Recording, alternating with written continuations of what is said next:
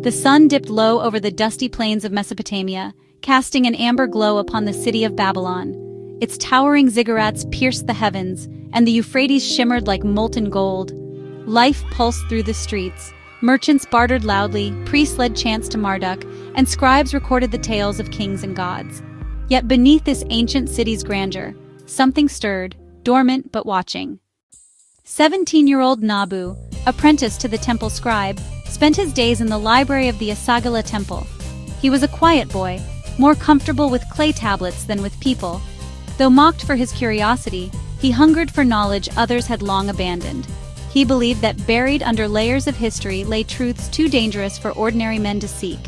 One evening, while cataloging broken tablets in the temple's lower crypts, Nabu discovered a wall unlike any other. Smooth, black stone engraved with cuneiform so faded it was nearly invisible. When he touched it, the glyphs glowed faintly. He stepped back, heart pounding. This was no ordinary record. It was a warning. Over the next week, Nabu snuck down every night, guided by a whisper that only he seemed to hear. The inscriptions spoke of a hidden chamber where a great power was sealed away by the high priests during the reign of the first king. They called it Asagur, the sleeper below, and warned of dire consequences should it awaken. Despite fear, his obsession grew. On the seventh night, he brought a copper chisel and began carefully etching around the stone's edge. As he worked, the air grew thick. A rumble echoed beneath his feet. With a final crack, the walls split open, revealing a stairwell that spiraled downward into blackness. Torch in hand, Nabu descended. The passage led to a vast circular chamber carved from obsidian. Its walls shimmered with symbols that moved when unobserved. At the center stood a pedestal holding a tablet, pure gold, untouched by time. He approached slowly, breath catching in his throat. When his fingers brushed the tablet, visions erupted in his mind. Winged beasts, burning cities, a sky cracked by lightning. Then a voice, not heard, but felt. Asagur, V.O., you have found me, little scribe.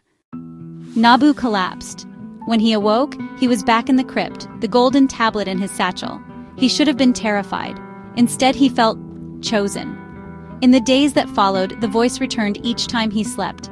It whispered secrets of the cosmos, how stars were born, the names of gods lost to time, and rituals forgotten by all but the dead. He recorded these teachings in a hidden journal, symbols flowing through him like rivers through the valley. But power brings attention. One night, his master found the journal. Horrified by the unnatural script, he summoned the high priests.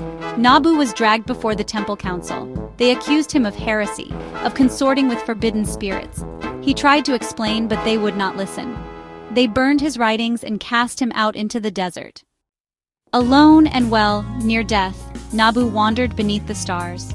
Yet the voice still guided him. It led him to a forgotten shrine deep in the sands where the ruins of a pre-Babylonian city slept beneath dunes. There, amid crumbling statues and shattered altars, he uncovered the truth.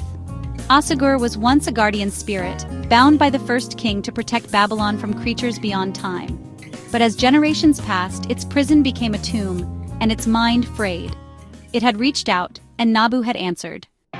Now he had a choice: return to Babylon and beg for forgiveness, or embrace the path laid before him. The world teetered on the edge. Storms lashed the city, though no clouds stirred. Children dreamed of fire. Statues wept blood. The old gods had grown silent.